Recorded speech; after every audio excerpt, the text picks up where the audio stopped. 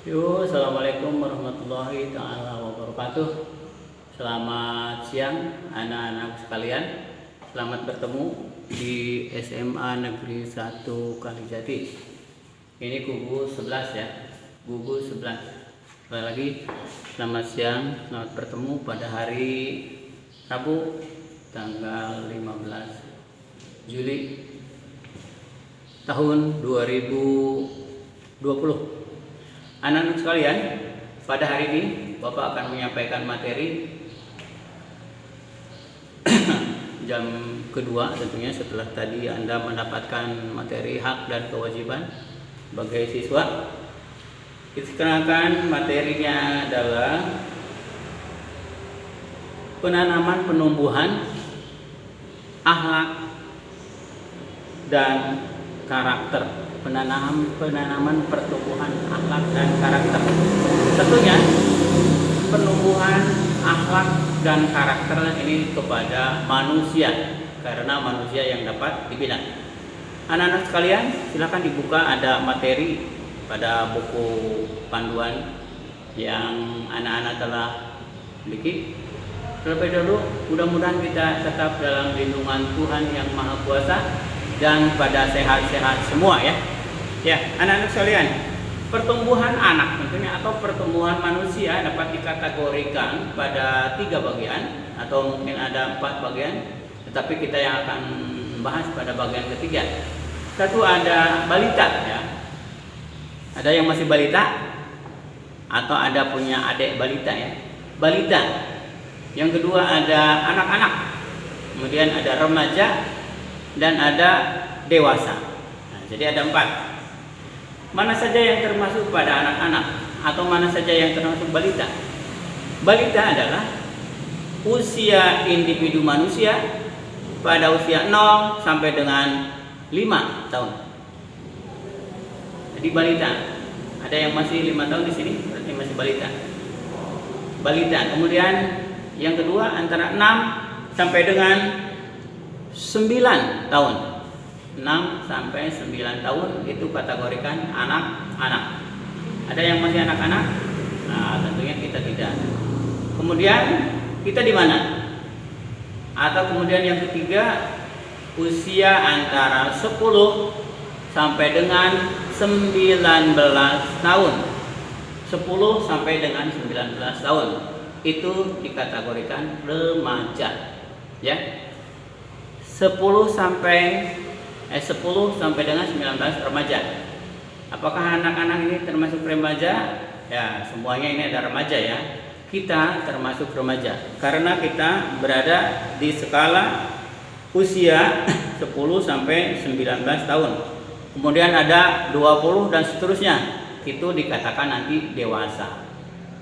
Dewasa mungkin terbagi lagi nanti ada 30 itu remako, ada remaja kolot ya. Ada di sini remaja kolot, masih sekolah? Ada. Ya, pertumbuhan. Ini tentunya pada pertumbuhan badan. Kemudian kita lihat pada pertumbuhan pendidikan. Bagaimana sih kita pendidikan? Dari mana sampai kemana? Ada hadis tentunya. Carilah ilmu sampai anadi negeri Jepang. Atau Anda utlubil ilma walau bisin. Utlubil ilma walau bisin. Carilah pendidikan sampai ke negeri Cina. Tapi kita zaman sekarang takut ya kalau Anda ke Cina, zaman corona.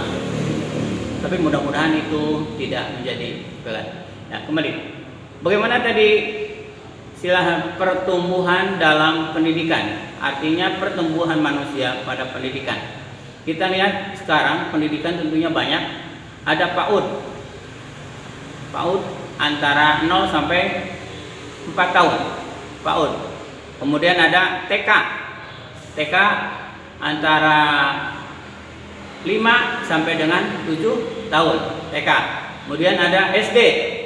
SD itu usianya antara 7 sampai 12 tahun. 7 sampai dengan 12 tahun. Kemudian ada SMP. SMP 14 sampai dengan 16 tahun atau 17 tahun. Kemudian nanti SMA Nah, kita sekarang SMA, usianya antar 15 tahun sampai 23 ada, atau 15 tahun sampai 20. Nah, karena tadi pada usia mana tadi kita? Nah, kita sekarang tingkatnya SMA, maka dapat dikategorikan kita sebagai remaja, ya. Kita dikategorikan kita menjadi remaja. Bagaimana kita akan menjadi remaja? Kita lihat. Pengaruh globalisasi begitu santer, ya, begitu cepat. Pergaulan kehidupan manusia juga begitu cepat. Kita bisa memilih kadang-kadang. Kita lihat dalam pergaulan. Anak-anak sekalian, coba telaah di lingkungan kita. Lihat, apakah ada remaja ataukah ada usia kita atau usia sekitar di kanan Anda? Ada yang kurang berhasil, atau di kanan Anda ada yang sudah lebih berhasil. Artinya seusia Anda remaja, Anda remaja, apakah ada remaja yang lebih beruntung daripada kita? Silakan Anda sebutkan 5 teman Anda yang beruntung, dan sebutkan 5 teman Anda yang kurang beruntung. 5 remaja yang kurang beruntung dan 5 remaja yang beruntung. Boleh teman Anda, boleh juga teman putra atau teman putri. Kita lihat apakah kita mau jadi remaja yang mana. Kita lihat sekarang banyak anak-anak kita atau teman kita akan ada yang putus sekolah misalnya karena apa? Ada putus sekolah karena pergaulan dan sebagainya. Coba kita lihat golongan remaja sekarang. Apakah Anda akan menjadi remaja sehat? Ataukah Anda menjadi remaja yang tertib? Atau Anda akan menjadi remaja yang berkarakter? Remaja sehat. Kita lihat sekarang pergaulan anak-anak yang narkoba, gitu, anak-anak yang nongkrong, anak-anak yang kurang sehat. Tetapi kita jangan ikut yang seperti itu, ya. Kita mudah-mudahan menjadi remaja yang tangguh, yang sesuai dengan bakat kita. Kita mau mendoakan kepada orang tua, kita punya cita-cita yang luhur, yang utuh untuk berbakti kepada nusa dan bangsa. Coba Anda lihat atau dengarkan lagu Rhoma Irama, ya, ada darah muda, darahnya para remaja. Ya. Jadi darah muda, darahnya para remaja. Kita mau jadi apa? Remaja sebagai tonggak pembangunan. Jadilah remaja yang baik tentunya, sehingga kita tidak menjadi remaja yang merugikan kepada orang lain. Apakah kita akan menjadi remaja yang narkoba? Itu yang jelek tentunya. Ataukah kita akan menjadi remaja yang religius? Ataukah kita akan menjadi remaja yang suka belanja, happening dan sebagainya? Atau kita akan menjadi remaja yang gaul? Kita lihat sekarang. Ataukah kita akan menjadi remaja yang belajar sesuai dengan hati nurani kita? Kita lihat tadi, kita sekarang banyak yang narkoba, ya, narkoba. Atau kadang-kadang kita menjadi remaja yang nongkrong di gang menjadi geng, nongkrong di gang menjadi geng. Kadang kita remaja, bandingkan ketika anak-anak kita mengaji di masjid, di surau, ya, di masjid di langgar kecil. Tetapi sekarang remaja kadang-kadang itu ditinggalkan. Gayanya remaja inginnya yang negatif kelihatannya. Ditinggalkan mengaji, ditinggalkan pakaian kita yang mau sorong. Kalau remaja yang nongkrong, Anda perhatikan di jalanan ada yang apa itu? Teman-teman kita yang kurang beruntung itu diantaranya bisa pakaiannya yang compang-camping, kadang-kadang tidak pernah mandi, kemudian pakai tato dan sebagainya. Mudah-mudahan kita tidak mengikuti seperti itu. Atau kalau Anda menjadi remaja, tidak nongkrong sehingga mengganggu orang lain. Nongkrong bawa gitar ya. Kadang ada yang seperti itu sehingga mengganggu kepada orang lain. Jadilah remaja yang religius sekarang. Jadilah remaja yang religius. Bagaimana remaja yang religius? Tentunya remaja yang tingkah lakunya berdasarkan nilai-nilai moral. Nilai-nilai moral. Nilai-nilai moral berdasarkan agama, nilai-nilai moral berdasarkan adat istiadat, nilai-nilai moral berdasarkan tata sopan santun, dan nilai-nilai berdasarkan kaidah-kaidah tertentu yang diakui dalam kehidupan masyarakat. Coba diperhatikan siapa yang tahu, andaikan nilai-nilai religius berdasarkan agama apa saja yang ada di kita, agama apa saja yang diakui oleh pemerintah. Ya, baik. Jadi nilai-nilai religius berdasar agama ada Islam, agama Kristen, agama Hindu, agama Buddha, agama keyakinan terhadap Tuhan Yang Maha Esa. Coba, siapa yang beragama Islam? Ya, tentunya mudah-mudahan kita semua ini beragama Islam sesuai dengan kehendaknya masing-masing.